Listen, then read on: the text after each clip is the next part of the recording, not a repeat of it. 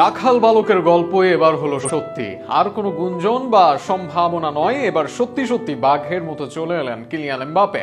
অবিশ্বাস্য হোক বা সত্য, আগামী মৌসুম থেকে রিয়ালের জার্সিতে মাঠ মাতাবেন কিলিয়ান এমবাপে।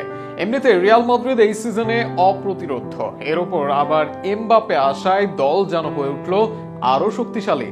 এমন অবস্থায় যেন ইউরোপের সব দলের জন্য আগামী মৌসুমে ত্রাস হতে যাচ্ছে এই স্প্যানিশ জায়ান্ট দলটি।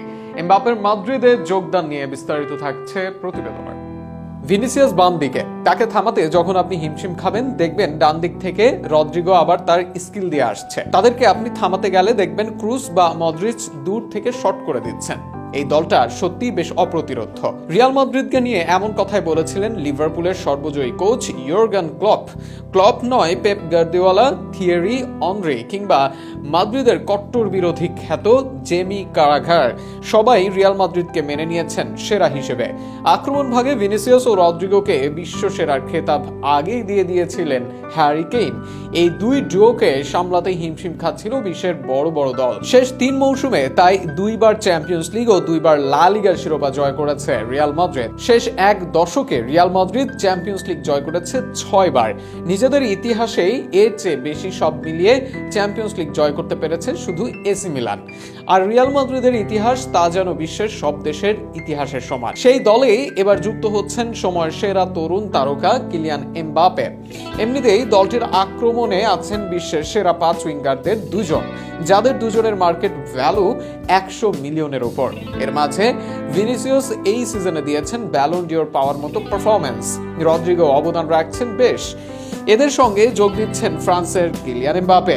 24 বছরেই যিনি জিতেছেন 1 বিশ্বকাপ, একবার উঠেছেন এই আসরের ফাইনালে। এই সিজনে করেছেন 44 গোল ও 10 অ্যাসিস্ট।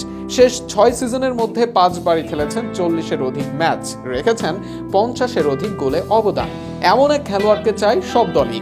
তবে সব দলে নয়, ছোটবেলার স্বপ্ন রিয়াল মাদ্রিদে এলেন কিলিয়ান এমবাপে। 2018 থেকে চলছিল এই ট্রান্সফার নিয়ে আলোচনা। এরপর গত 3 বছর ধরে নিয়মিত যেন এমবাপের দলে যোগ দেওয়া নিয়ে হচ্ছে আলোচনা। 2022 সালে একবার প্রায় যোগ দিয়েছিলেনই এমবাপে, তবে শেষ মুহূর্তে থেকে যান প্যারিসের ক্লাবটিতেই। তবে এই সিজনে আগেই ঘোষণা দেন ক্লাব ছাড়ার, আর ক্লাব ছাড়লে পরবর্তী ঠিকানা যে মাদ্রিদ হবে সেটা ছিল নিশ্চিতই। তবে বাকি ছিল শুধু আনুষ্ঠানিক ঘোষণা, আর সেটাও এলো মাদ্রিদের চ্যাম্পিয়ন্স লিগ জয়ের পর। রিয়াল মাদ্রিদ চ্যাম্পিয়ন ক্লাব আর এমবাপে চ্যাম্পিয়ন সারির খেলোয়াড়। এই দুই চ্যাম্পিয়ন মিলে এবার অন্য ক্লাবকে তছনছ করার পালা। চ্যাম্পিয়ন্স লিগের সিটি, বায়ার্নের মতো প্রতিপক্ষকে হারিয়ে জয় করেছে রিয়াল মাদ্রিদ। আগামী মৌসুমে এমবাপেকে নিয়ে এদের বিপক্ষে দাপট দেখাতে চাইবে তারা।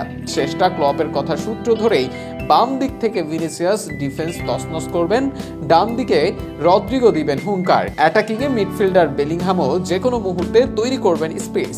আর ফিনিশিং এর দায়িত্বে বিশ্বের সেরা এমবাপে। এমন দলকে তাহলে থামাবে কে?